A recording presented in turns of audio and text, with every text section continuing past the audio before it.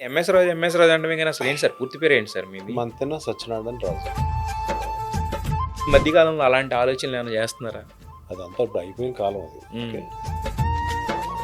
ఈ లెక్కల్లో ఏమన్నా మీరు వెనకబడ్డారా? అసలు ఏం జరుగుతుంది సార్? గ్యాప్ ఇచ్చి నేను 'డర్టీ హర్' అనే ఫిల్మ్‌ని కొంచెం వెళ్ళాను. కొంచెం రొమాన్స్ హై ఆక్టేన్ హ్మ్. రొమాంటిక్ ఫిల్మ్ చేశాను. దేవిశ్రీ ప్రసాద్ అనే చాయిస్ ఎలా సార్ ఇప్పటికీ సర్ప్రైజింగ్ అనిపిస్తా అయి ఉంటుంది. తను 16 ఏటలో అనుకుంటాను నేను తీసుకుని దేవి. కూర్చొని ఒక చిన్న హార్మోనియం వాయిస్తున్నాను పుట్టది. ఈ దేవిపుత్రుడు తలుచుకుంటే మీకు ఏమనిపిస్తుంది అది? ఫస్ట్ వేవ్ చాలా ప్రయత్నం జరిగింది. But we were not able to do it right. డైరెక్టర్గా రావాలి, డైరెక్ట్ చేయాలి అని అనిపించే తీసుకోరేమో, సడన్ గా ఏదైనా మధ్యలో నీకే సంబంధం అంటాడేమో అనే భయంతో నేను సినిమాలు డైరెక్ట్ చేస్తాను. ఇప్పుడు అనుకున్న మీ కైండ్ అనుకున్న వాళ్ళు ఇప్పుడు మారిందంటారా? ఒక సినిమా చేశాను. ఆ సినిమా బాగానే ఉంటారు.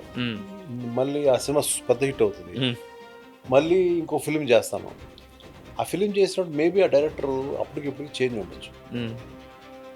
నేను చేంజ్ అవ్వను, నువ్వు ఎందుకు చేంజ్ అవుతాను అడుగుతాను. హీరోయిన్ క్యారెక్టర్స్కి అంత ప్రామినెన్స్ ఇవ్వడం అనేది అంటే హీరో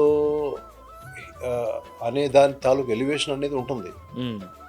మరి హీరోయిన్ ఏం తప్పు చేసింది?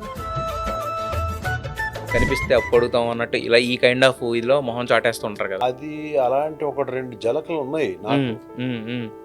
ఉన్నాయి కానీ దట్స్ లైఫ్. 15 సంవత్సరాల్లో 5 సినిమాలే చేశారు సార్. అంటే 5 సినిమాల్లో కూడా మీరు అనుకున్నంత సౌండ్ రాకపోవడానికి రీజన్ ఏంటంటే కుదరదు అంటారు. ఎన్నిసార్లు అయినా మీ యొక్క గ్రహాలు మీ టైంను బట్టి ఉంటుంది. ఇచ్చేసి కొట్టే దెబ్బ చాలా పెద్దగా ఉండాలి. చాలా పెద్దగా ఉంటుంది, మామూలు కొట్టకూడదు. అగదా అంటే అసలు ఏంటి సార్? టైటిల్ ఏంటి? టైటిల్ అంటే సౌండింగ్ సినిమాని బట్టే టైటిల్ హిట్ అవుతుంది. అంతేగాని టైటిల్ బాగుంది కాబట్టి సినిమా థియేటర్ జనం రారు. ఒక్క రోజులో మీ ప్రొడక్షన్లో జరిగిన సినిమాల్లో ఒక్క రోజులో హైయెస్ట్ ఖర్చు పెట్టిన ఇదంటే దేనికి? సో న్యాచురల్గా ఉన్నదానికంటే ఎక్కువ ఖర్చు పెట్టే ప్రయత్నం చేస్తూ ఉంటాం. అలా మాత్రం జరిగింది పౌర్ణమికి.